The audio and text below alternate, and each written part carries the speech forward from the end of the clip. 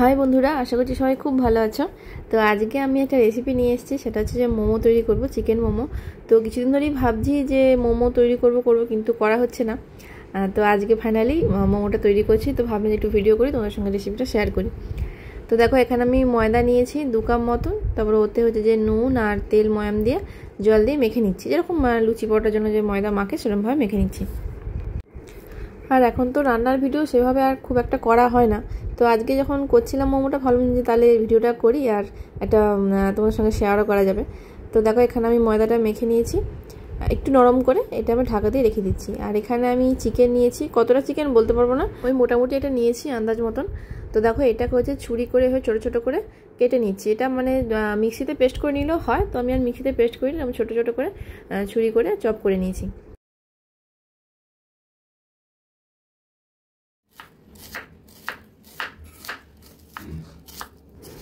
এবার আমি মাংসের যে স্টাফিংটা ওটা তৈরি করে নিচ্ছি। আর তার জন্য দেখো, একটা মাঝারি সাইজের পেঁয়াজ, ওটাকে আমি ছোটো ছোটো করে কুচিয়ে নিচ্ছি। আর এবারে এর মধ্যে দিয়ে দেবো, দেখো এখানে আমি পেঁয়াজ কুচি, ধনে পাতা কুচি, গাজর, 1 চামচ আদা রসুন বাটা আর কাঁচা লঙ্কা। এবার সবগুলো একে একে এর মধ্যে দিয়ে দিচ্ছি।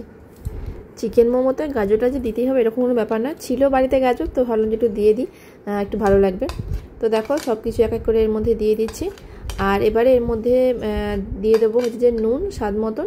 আর সব থেকে মেন যেটা জিনিস সেটা হচ্ছে যে সয়া সস, আর হচ্ছে যে গোলমরিচ গুঁড়ো।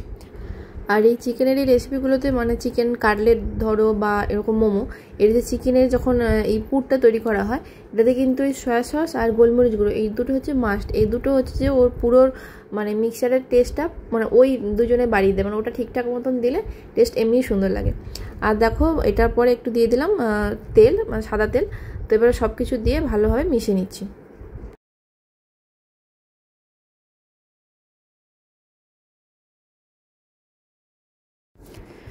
তো স্টাফিংটা আমার তৈরি করা হয়ে গেছে। আর দেখো, ময়দাটাকে মেখিয়ে রেখেছিলাম, আরও নরম হয়ে গেছে। এবার এখান থেকে লেচি কেটে নিচ্ছি, লেচি কেটে ছোটো ছোটো করে বেলে নেবো। তো আমি প্রথম যে লেচিটা কেটেছিলাম ওটা আমার বেশি বড় কাটা হয়ে গেছিলো, ওই জন্য অনেকটা বড় হয়ে গেছিলো। তো অতটা বড় কাটার দরকার নেই, মানে যত ছোটো ছোটো হবে লেচিটা তত জিনিসটা পাতলা হবে, খেতে তত বেশি মোমোটা ভালো লাগে। তো দেখো, এটাকে এরকম লুচির মতন করে বেলে নিলাম।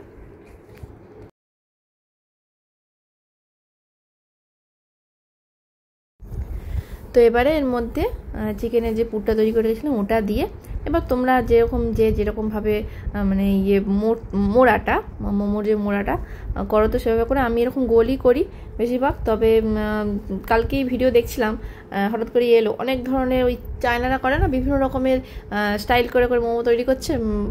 তারপরে এরকম চেষ্টা করছিলাম লম্বা একটা করার, তো অতটা ভালো হয়নি বলে আমি আর করিনি। পরে যদিও আর একটা অন্যরকম চেষ্টা করেছিলাম, তো সেটা হয়েছিল, সেটা লাস্টে যখন করব দেখাবো তখন দেখতে পাবে।